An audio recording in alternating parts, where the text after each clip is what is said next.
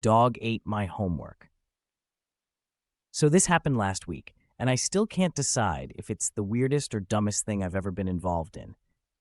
My friend Jake asked me to come over after school to help with algebra homework, which should have been a regular Tuesday, except for the fact that his golden retriever, Waffles, was unusually fixated on my backpack the entire time.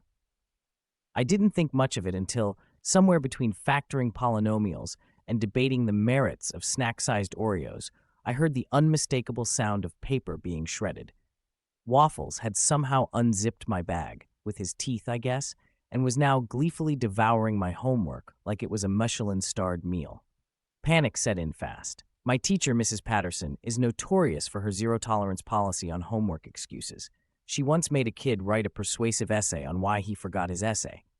So, fueled by a combination of desperation and the faint hope that I could salvage my grade, I scooped up the slobbery, half-eaten remains and trudged home, trying to figure out my next move.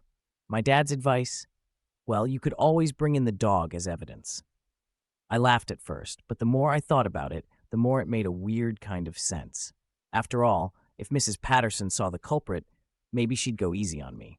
So, the next morning, with a leash in one hand and a very confused golden retriever in the other, I marched into school. Waffles was a hit in the hallway. Teachers were petting him, students were taking selfies, and the janitor even offered him a bagel. When I finally made it to Mrs. Patterson's classroom, I presented my case with all the earnestness of a lawyer at a murder trial.